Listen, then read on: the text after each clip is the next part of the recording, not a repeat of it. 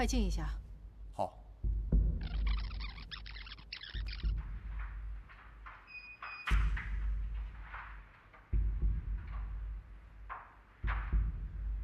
之后，钟伟一直在男更衣室停留。这期间，陈斌以及另外5名男会员都进出过更衣室。一直到14点33分，钟伟离开了男更衣室。后来，钟伟就回到了停车场的车上，一直到晚上19点30分，陈斌从会所出来，开车离开。钟伟就开着车跟着陈斌的车去到了利民巷。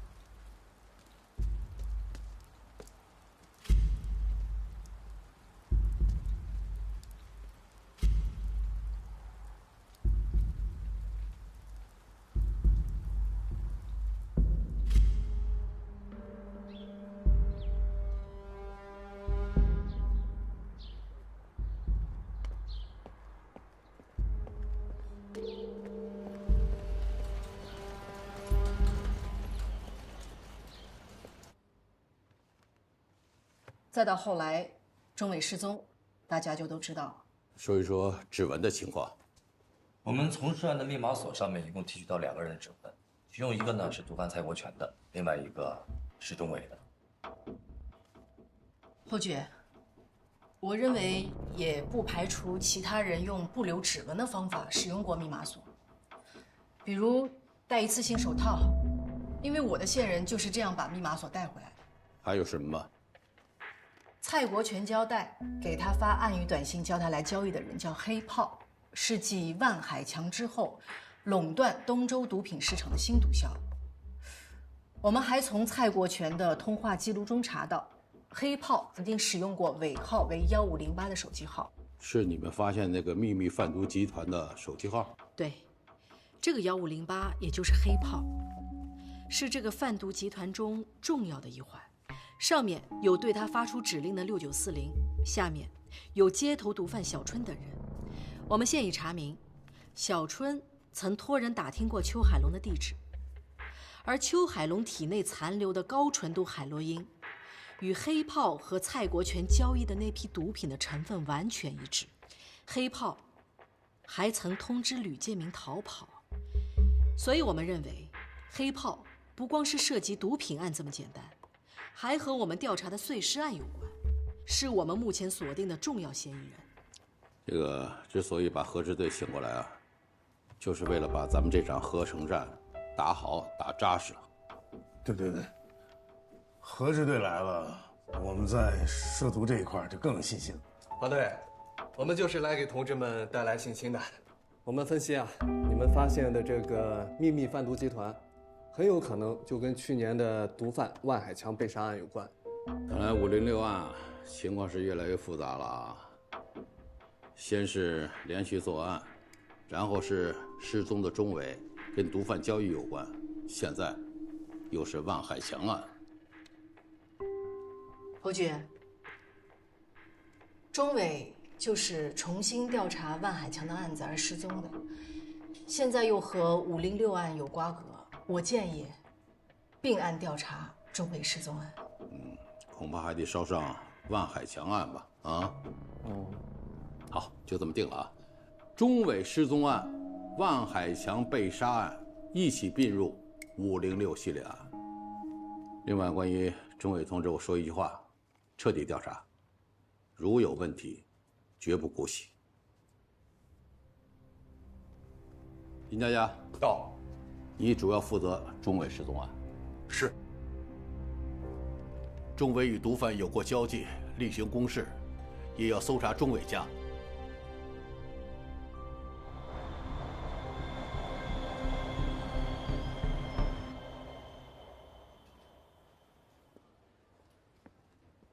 姐，哎，你快来看，这陈斌绝对有问题。你看，这是他从更衣室回到办公室的状态，动作细节、肌肉状态、包的分量。来看下一个，你看，他晚上从办公室离开的样子，动作细节、肌肉状态、包的分量，你看到了吗？姐，你是说陈斌用健身包从更衣室把20万带到了办公室，晚上又用背包转移出野地。你是不是也看出来了？虽然这视频里看不到那20万，但你看他的动作细节、鸡肉装他包的分量，我敢肯定的，包里装的就是那20万。姐，那个时间段，除了陈斌进过更衣室，还有钟伟哥和另外5个男的，这么认定陈斌拿的太牵强了。一点都不牵强。另外那5个人我都查了，和钟伟、陈斌没有任何瓜葛，没有任何前科，也没有贩过毒。姐，钟伟也没问题，他是警察，不是毒贩。钟伟的指纹在密码锁上，而他当天晚上跟着陈斌去了利民巷，然后就失踪了。为什么？如果钟伟和蔡国权要进行交易，那他为什么没有在交易完之后，和蔡国权一样赶紧离开更衣室，而是在里面多待了1个多小时，身上背了20万现金？因为他在里面蹲守啊，他在等什么人拿走这20万。然后他等到了陈斌，他看到了陈斌拿走这20万，所以他才回到了停车场的车上继续蹲守陈斌，然后跟着陈斌去了利民巷，然后就莫名其妙失踪了，这才符合逻辑啊！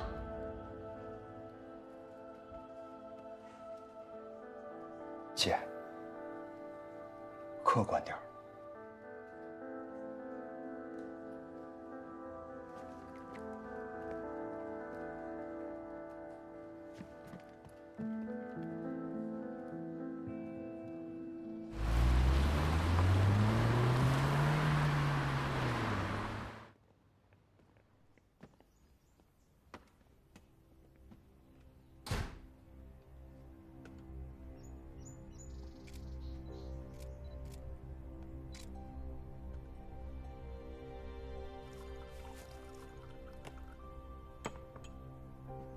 来，喝水。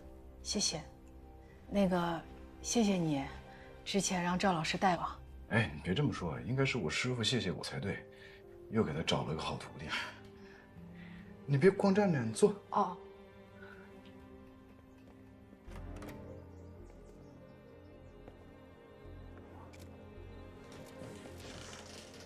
怎么样？有什么新发现吗？能有什么发现啊？大家就是来看看最近有没有人。不用解释，继续。哎，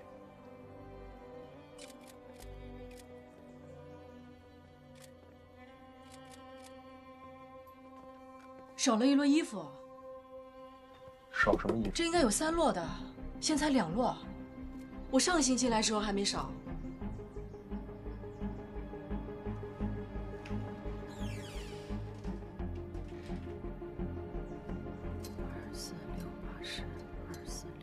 少了2条牛仔裤，应该是20条，现在才18条。你确定吗，姐？我当然确定。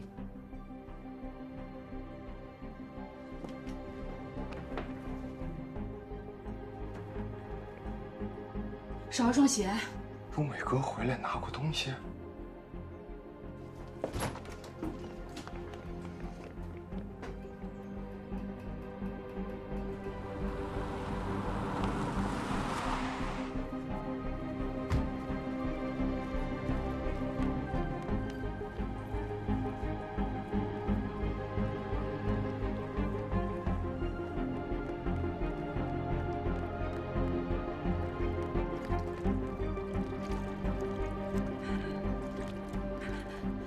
钟叔，阿姨，小韩呐，来了，来，快进屋，我刚泡好茶。是不是又熬了一宿夜？我就想来问，你们有没有钟伟的消息啊？有没有接到过他的电话，或者是陌生来电之类的？没有啊。小韩，是不是小伟的事儿有什么线索了？我们在钟伟的房间里发现少了些衣服和鞋。什么时候的事儿？今天早上发现的，我上星期才去过，那时候还没少呢。我们小伟，他是不是没出事儿？他就是执行任务，你们大家伙不知道，以为他失踪了，是不是啊？咱们小伟没事儿，他不是回来了吗？阿姨，您别着急，只要有消息，我一定马上来告诉你。小韩，为了小伟的事儿，你们已经尽力了。总叔，阿姨，你们放心，我一定会找到他的。等我消息。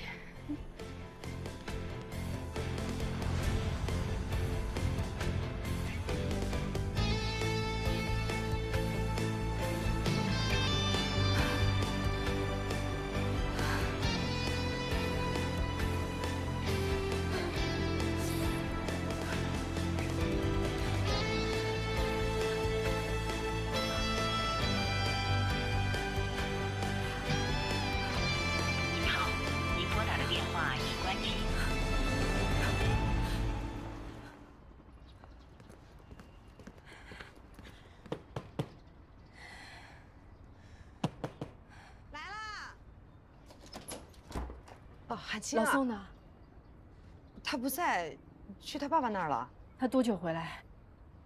不好说。他爸家在哪儿啊？在省城。我给他打电话，他手机一直关机，我怎么可以联系到老宋？哦，关机了。你有他爸的电话吗？我给他爸打电话，我真的着急找他。韩青，你别着急，这不巧我手机坏了，拿去修了。这号码你看我也背不出啊。他如果给你打电话，你告诉他我着急找他，我真的着急找他。哦，行行行，我跟他说。不是，韩青，你这是怎么了？是。哎，别着急啊。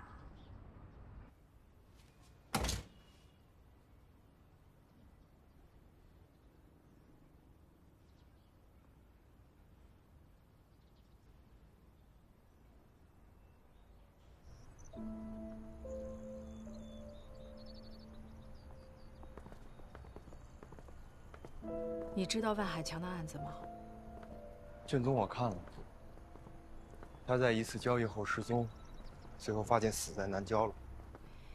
今年纪案攻坚会上，我和钟伟共同负责跟进这个案子，因为还有另外一个旧案要跟进，所以我就跟钟伟商量，让他主要负责万海强的案子，我去负责另一个。如果当初我先和钟伟跟进万海强的案子，也许他就不会失踪了。钟伟哥失踪跟你们分开办案一点关系都没有，他失踪一定有某种必然原因，但这个原因一定不是你。这个原因一定跟陈斌有关。何志说了，黑炮是万海强的继承人，你觉得是陈斌吗？我觉得是，但我现在没办法证明，就是凭一个优秀警察的直觉。钟伟也说过这样的话，而且不止一次。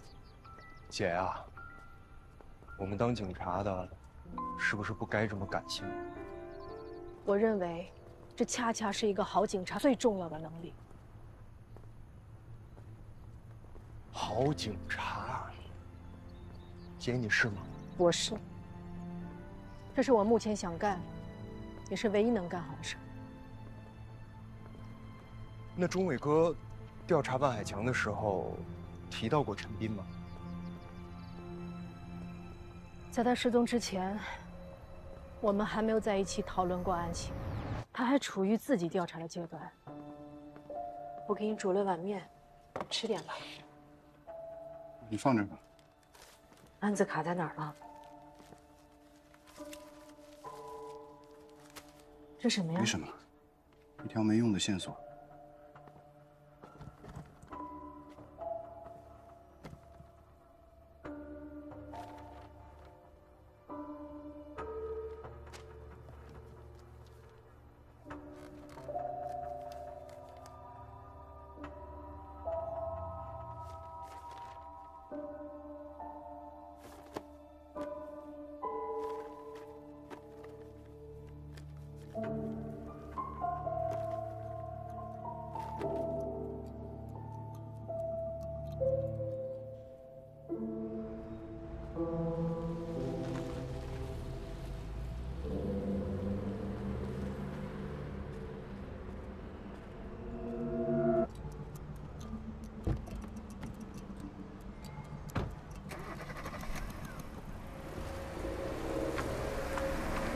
不过我能感觉到，他在查案过程中一定是遇到了什么困难，让他非常的苦恼。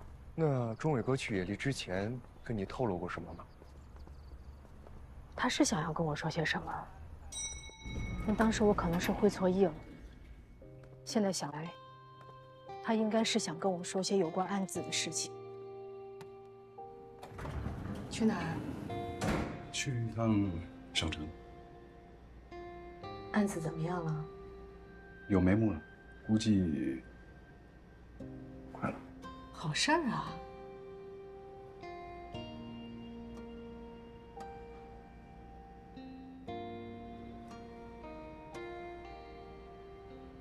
明晚吧。你有时间吗？我有啊。有些事儿，我一直想跟你说。没问题。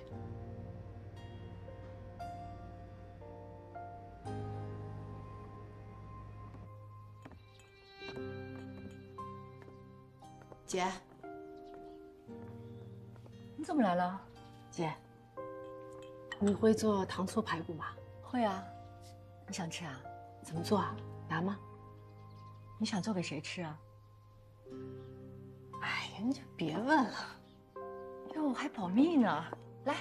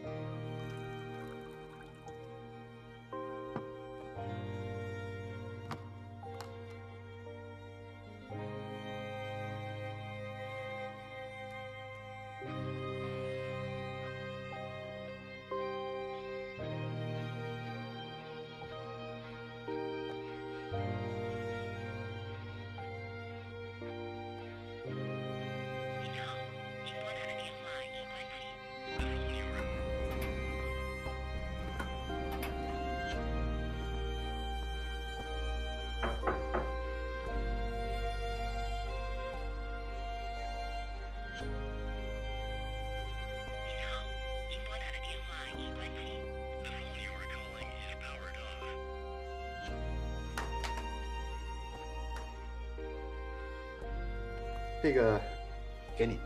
今天你手机不是因公殉职了吗？哦，我不用，我会自己买的，你拿走。哎呦，这是我去年我妈过生日，我给她买的，她不喜欢，然后一直放在我这儿，在我家都落灰了。你再不用的话，都过了保质期了，就不能用了，你就当废物利用呗。那我不客气了。别客气。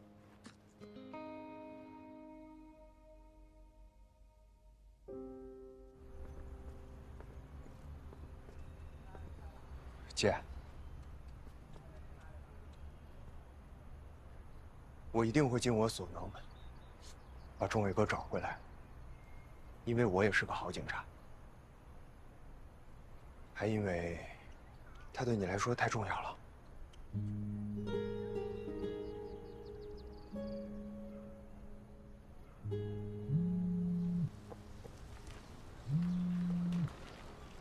喂。好，我马上回来。怎么了，姐？有司机报案说范玲玲被杀那晚，他拉过范玲玲和白小慧去过利民巷。利民巷，钟伟哥失踪的地方。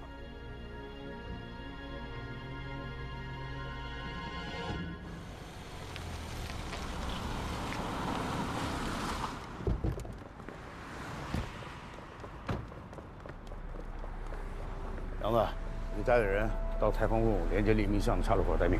是，方队，走。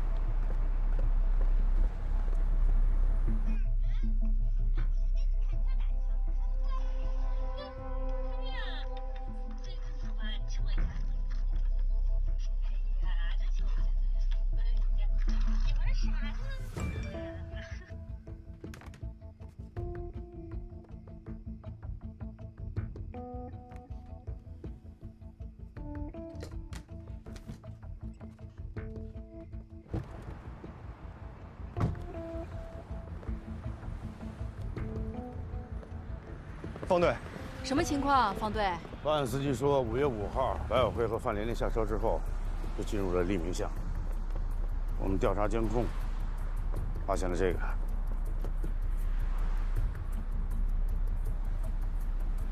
黑矿，就是他。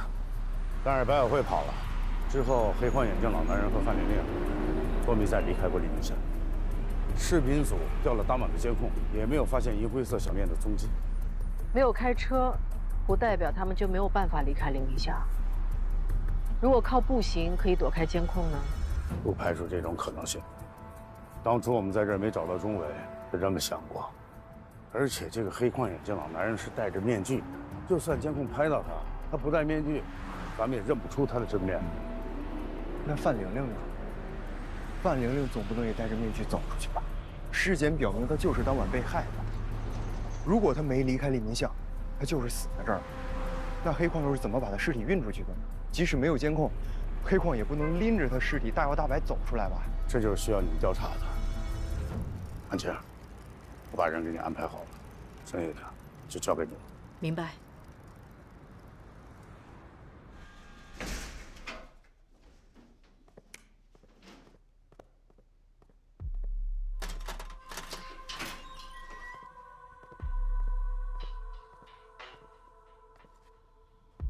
知道。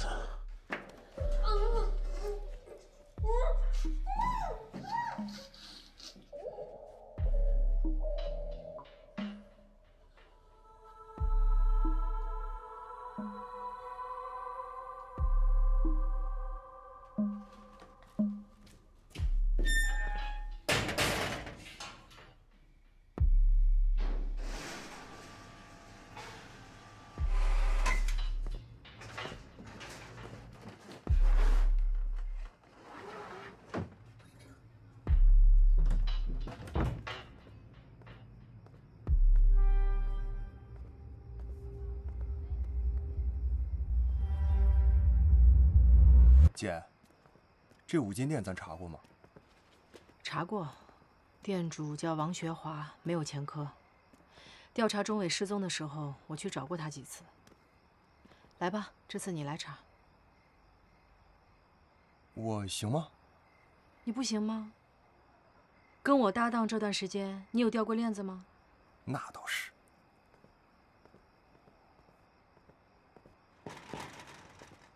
谁呀？市局刑侦支队的。哎，王老板，韩警官，不好意思啊，这么晚来打搅你。我们在调查一个新的案子，了解一些情况。请进。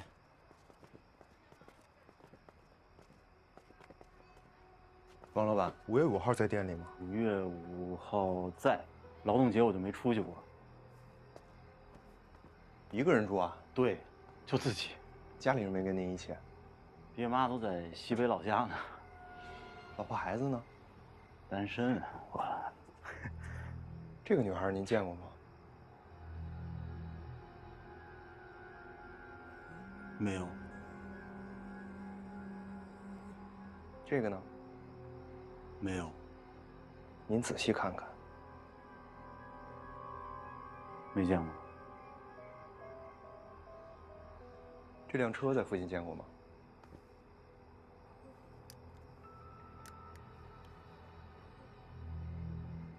没有，没见过。平常不开车？你看我像有车的人吗？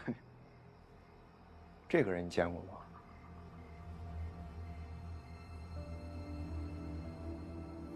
这个见过，这那天在新闻上就有。楼上有别人啊，王老板？没有啊。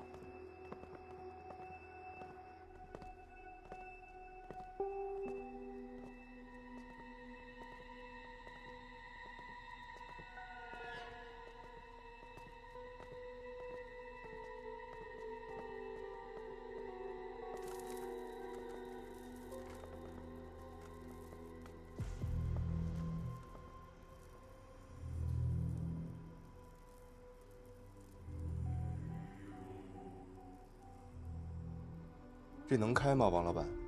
可以。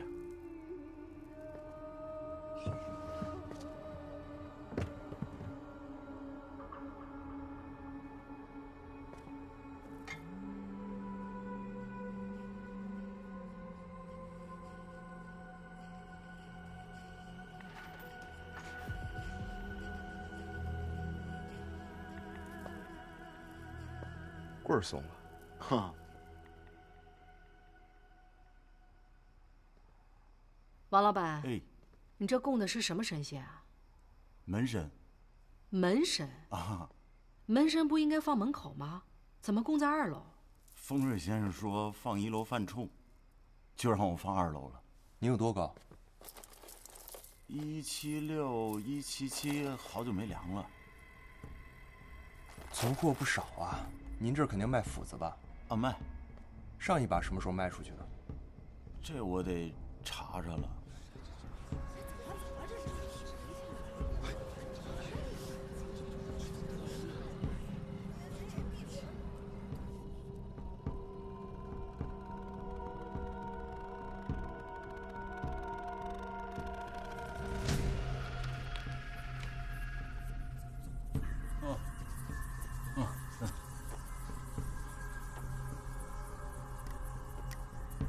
斧子就卖过1把。对，现在没人用这玩意儿。12月6、16。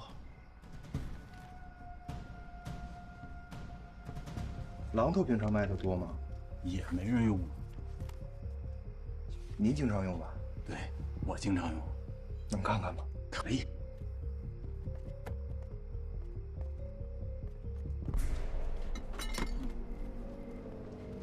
不好意思啊，这个我们带回去检查一下，不介意吧？不介意。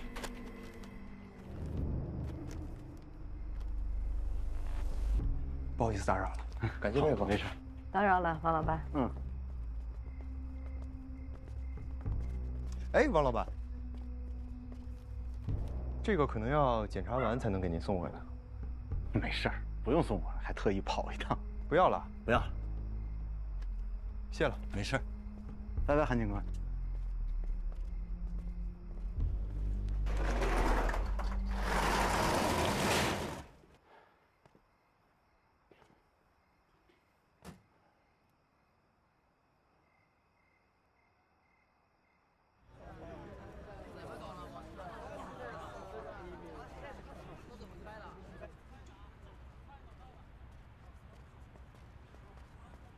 哎，韩青，哎，对不起啊，韩青姐，怎么了这儿？没事儿，我们来调查一些情况，你快回去吧。哦，你注意安全啊。吃饭了吗？吃了。嗯。散了吧，各位，这儿没事儿啊，散了散了，回家睡觉了，啊，都散了吧。回去吧，回去吧。没事，散了吧啊。别看了啊。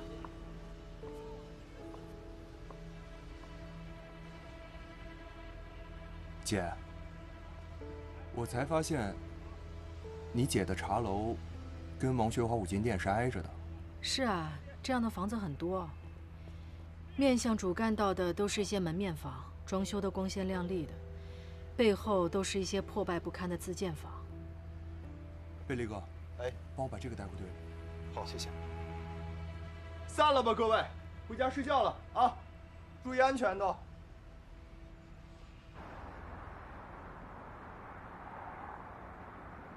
再次调查黎明巷附近的所有监控，梳理黑矿的抛尸轨迹，看起点是否在黎明巷。机动车道我们之前排查过了，这次主要调查人行道。这个卡口的监控拍不到人行道，继续找下个卡口。